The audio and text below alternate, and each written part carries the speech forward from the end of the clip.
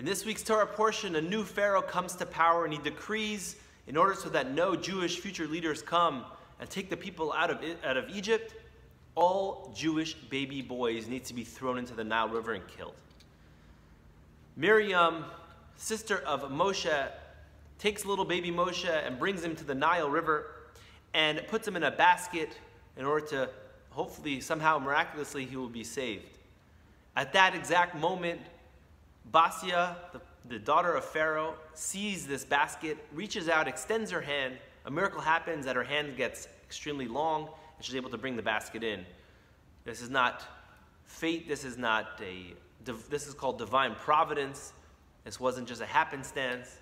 She brings in Moshe and brings him into the palace, and he grows up in royalty. He gets older, and one day he's going through the fields, and he sees his Jewish brethren being beaten down by an Egyptian taskmaster, hitting him. He looks around and he immediately acts, and he kills the Egyptian, covers him up. Later on, he realizes the word was getting out. He needed to flee. He flees, and another incident happens again where he sees the daughter of Jethro being accosted by these shepherds who are bothering her, and he shoos them away in addition to that. The Ibn Ezra explains that the only way Moses had the ability to act on his conscience in this situation was because he grew up in royalty. Had he grown up with the slave mentality and being a slave, he never would have been able to do these things and eventually to be the future leader of the Jewish people to take them out of Egypt. He needed to grow up with that sense of pride, sense of royalty, respect, in order to become the great leader that eventually he became.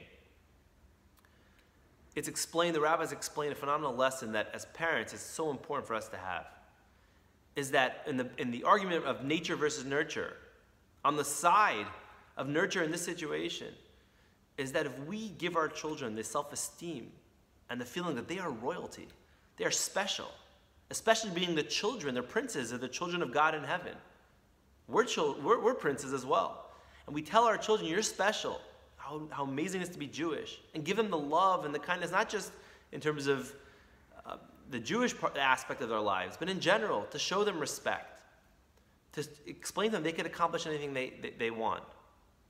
That will give them the power to become future leaders in anything that they do. And obviously the flip side is if we don't give them that proper, the feeling, we make them feel that they're something less, then they're going to reflect that as they get older as well.